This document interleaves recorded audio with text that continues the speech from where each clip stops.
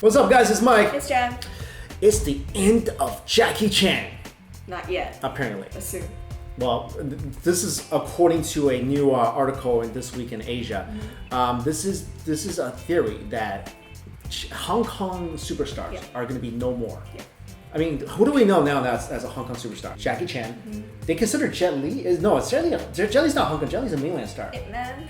Oh yeah, Donnie Yin. Yeah. Donnie Yin, Ip Man, Michelle Yeoh. Isn't she more like from Malaysia? Really? I think so. I don't know if she's from Hong Kong. Super famous in Hong Kong. Right. So, I mean, there has been a few Hong Kong stars that's kind of become internationally known. Chow Yun-fat, that's another one, internationally known. But this article is saying that these stars are going to be no more because nowadays, the mainland Chinese film industry is basically dominating everything. Yeah, and all of the Hong Kong superstars are like over 50 now. So they believe that all the younger generation of Hong Kong actors, they won't make it. Like, they won't be as successful as their predecessors. Right, because all the films are being made through mainland China, and people want to see like native stars more. Yeah. So Hong Kong local stars don't have the same appeal as they used to. And now, of course, we all know China is spending so much money into films. They're even buying Western production companies, whatnot.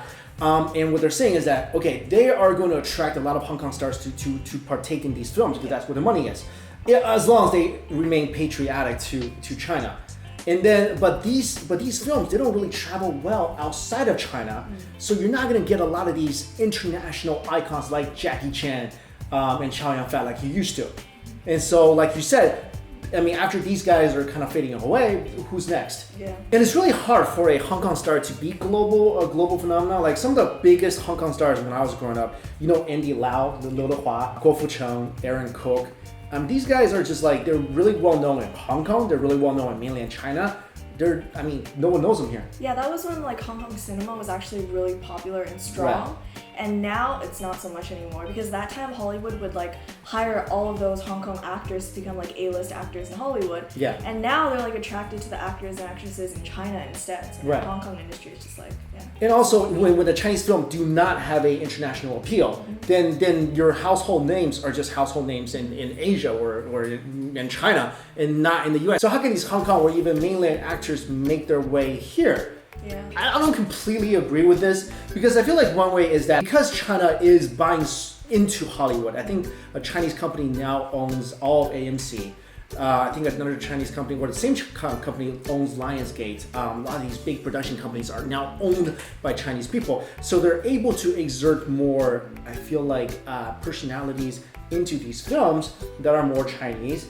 Because fundamentally, I think if I own like a big TV company or a big movie company, I want to promote like some more Asian faces into my movies just to kind of make them mainstream. I think Asian movies would still be popular, but they would be under the influence of like mainland China instead of Hong Kong. Yeah. Right. So Hong Kong stars in particular, they're going to have even less of a way to make it to mainstream Hollywood. Exactly. Let's say that unless they're really good, they somehow get into the mainland Chinese film industry. But then there's a lot of kowtowing going on. Yeah. The people of Hong Kong generally disagree with a lot of the principles in mainland China. But if you want to kind of work with them, you have to abide by their policy. You have to kind of really kowtow to them. I feel like that's what Jackie Chan has done his whole life, is kowtow to Beijing and be like, yeah, guys, do whatever you want me to do.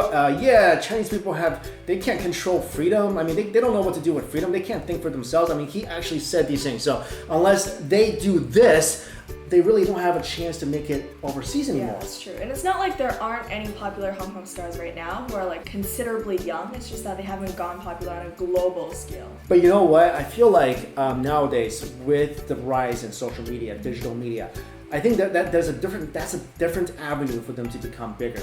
It's not like just traditional stuff anymore. You don't need to rely on traditional media companies anymore to be like, if I want to be in a TV show, if I want to be in a movie, I have to go through these guys. I don't feel like that's the case anymore. Now you can make a short film online, put it on YouTube, and maybe 100 million people could see it. You could become a online media star, and then that's going to give you a lot of cachet. But I do agree that if you want to go the traditional route, if some actor from Hong Kong wants to go the traditional route and be like, I want to be in a major production, and then I want to somehow make it in Hollywood, I feel like even before this is happening, that's already really difficult. Of all the Hong Kong stars, how many do you know? Jackie Chan, Donnie Yin, Chow Yun Fat, that's the only ones that comes to mind. Michelle Yeoh, I still think she's from Malaysia. I don't know, correct me if I'm wrong. But those are the 3 top ones. And Jet Li, Jet Li's from Mainland. Yeah. He did do a lot of Hong Kong stuff, but he's from Mainland. Even if Hong Kong actors move to Mainland to like star in like some roles, Chinese people, they're kind of like picky about whether or not someone's from Hong Kong or China, right? Well, so they will like be like, oh, I want the A-list actors to be like from Mainland and not from Hong Kong, and then the Hong Kong actors end up getting like the supporting roles instead. Right. Exactly. That's kind of also what's happening right now with the young stars.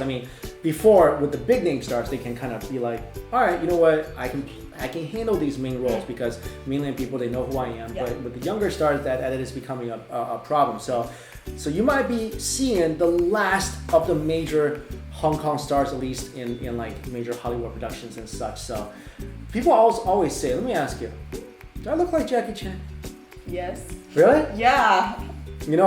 People always said that when this thing first started. People were like, yeah, you look like that guy from Rush Hour. And I'm like, I was always thinking to myself, I don't look like Chris Tucker. How do I even look like? No, you actually do look like Jackie Chan. Like even someone like me who's already Chinese, I think you look like Jackie Chan. So like if a Westerner saw you, they'd be like, okay, that's Jackie Chan. Oh god, you guys know actually, I'll tell you, I don't like Jackie Chan. I don't like him. I like the movies that he's in, not all of them, but I don't like his political stance. I feel like he kind of just sold out on a lot of things to go into bed with Mainland China. That's the stuff I don't like about him. But his movies are entertaining, but he's not one of my heroes. And people always ask me if I'm related to him, and the answer is always yes. And you should tell him that so he adds me to his will. Because that guy has like random kids everywhere. Did you know that? What? He has random kids everywhere. What do you mean? Yeah, Jackie Chan has like illegitimate children everywhere. Oh, like adopted children? No, illegitimate children. I don't know. That guy's not as nice and like that guy's not as traditional as he might seem. You can be the better version of him then. I try to be, guys. I try to be. Let us know your thoughts on this story. Thank you all so much for watching.